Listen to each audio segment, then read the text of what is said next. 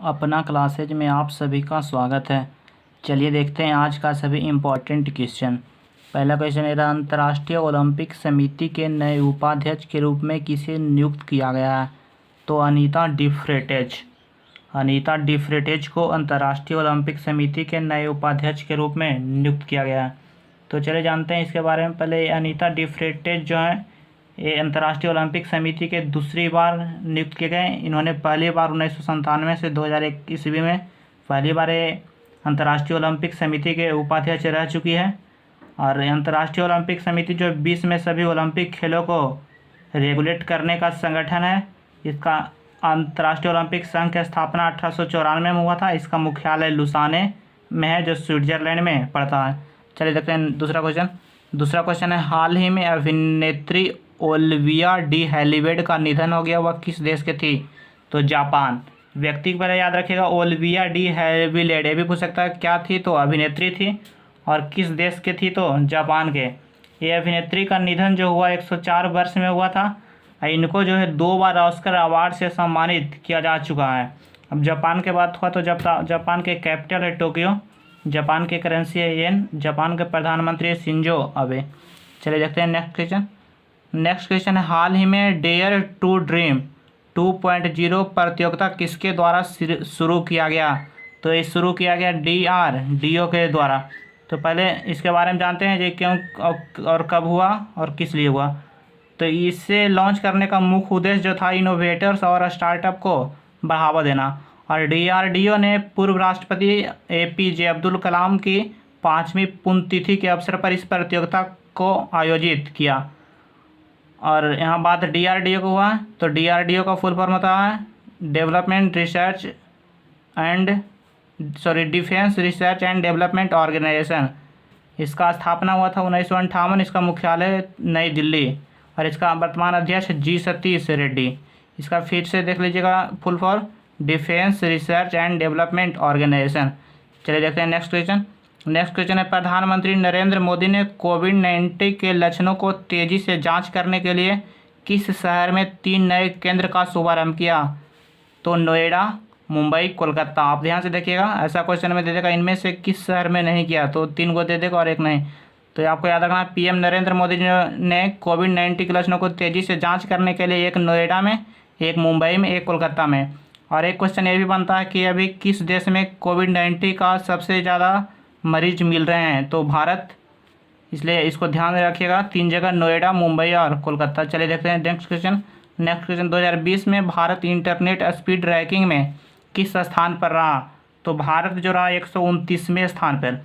और टोटल इसमें कुल 138 देश ने भाग लिया था, यानी 138 देश में इंडिया 129वें स्थान पर रहा। ये किसके द्वारा जारी किया गया था? तो यह जो स्पीड जांच किया गया है ओकला के द्वारा, OOKLA, ओकला के द्वारा बताया गया है कि ये भारत है 138वें नंबर पे रहा। 138 देश में 129वें नंबर पे रहा। चलिए देखते हैं, तो पहले स्थान पे कौन रहा? पहले स्थान पे रहा साउथ कोरिया, दूसरे स्थान पे रहा UAE, संयुक्त अरब अमीरात, और तीसरे स्थान पे रहा कनाडा।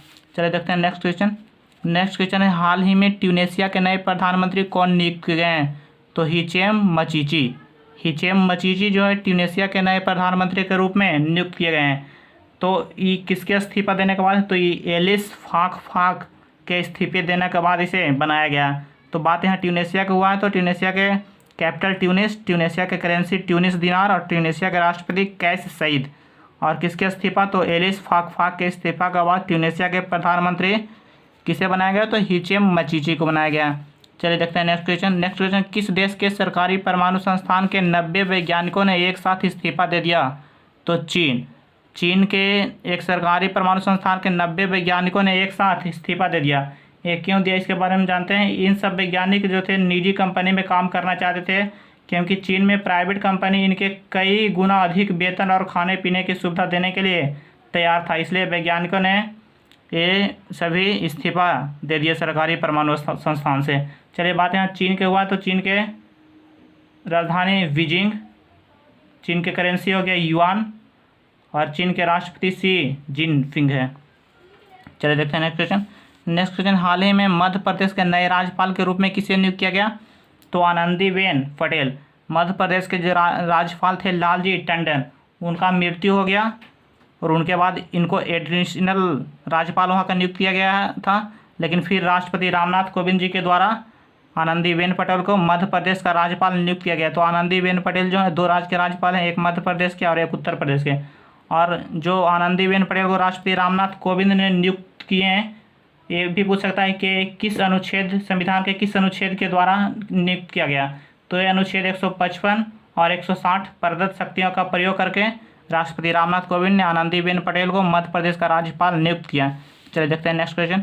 नेक्स्ट क्वेश्चन, हाल ही में मौसम मोबाइल ऐप किसने लॉन्च किया। तो मौसम जो ये मोबाइल ऐप है, ये डॉक्टर हर्षवर्धन जो केंद्रीय स्वास्थ्य एवं परिवार कल्याण मंत्री है, इन्होंने लॉन्च किया। इस ऐप का उद्देश्य जो था मौसम संबंधित घटनाओं के बारे में बताएगा मौसम ऐप।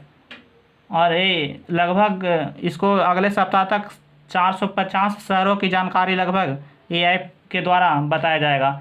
ये ऐप ये जो ऐप हुआ ये पृथ्वी विज्ञान मंत्रालय के 14वें स्थापना दिवस के अवसर पर इसे लॉन्च किया गया।